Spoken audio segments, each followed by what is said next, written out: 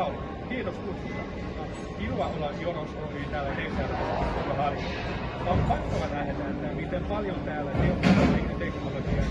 teknologian teollisuus ja liiketoiminta täällä on, vaikka täällä asukkaita vaan 3700.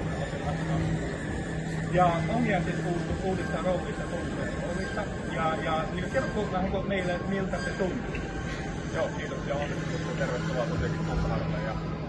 Ja tosiaankin oma historia on enemmän isommista yrityksistä, eli UPM:llä ja Marissilla ja Metsällä on ollut tuotannon vetovastuussa ja nyt tämmöisessä pienemmässä PK-yrityksessä.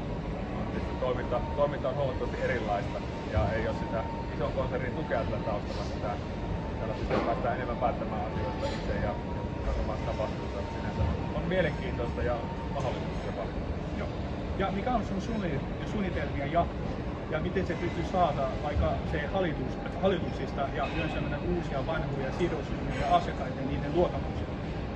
No joo, siis kyllähän tämä alku on mennyt siinä, että pääsee tähän nykytilaan kiinni, että mikä on omistajien, hallituksen tahtoivat ja suunnitelmat, miten oma henkilöstö kokee asiat, miten asiakkaat näkee meidän toimintaa.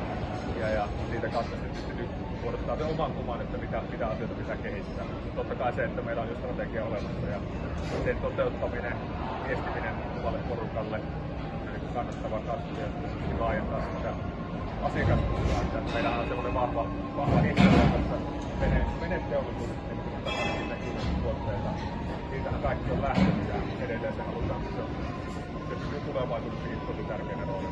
Mutta suhdanteet elää, niin meillä pitää löytyä tukijalkaa sinne ja sitä halutaan sitten koko organisaation voimallisesti vahvistaa sitä mukaan. Ja viimeinen kysymys. Johtajuus on erittäin tärkeää johtajuudesta. Ja mikä on johtamisen syy? Kyllä itsellä on vahva joukkuelajitausta. Pienestä pitää sellainen joukkuelajeja ja siitä tottunut siihen yhdessä tekemiseen. Ja totta kai siellä on erilaisia rooleja, mutta kaikilla on se vastuu siitä yhteistä tavoitteesta. Ja tehdään se päivittäinen työ edelleen ja pyrin vastuuttamaan ja valtuuttamaan asioita sitten omalle tiimille. Niin että se on sitten yhteen. Ja sitä kautta se on tärkeää viestittää strategiaa ja mihin mennään, miksi mennään. Kaikki tietää, että mistä tuo lisää arvoa siihen päivittäiseen tekemiseen. Kiitos tästä. Kiitos.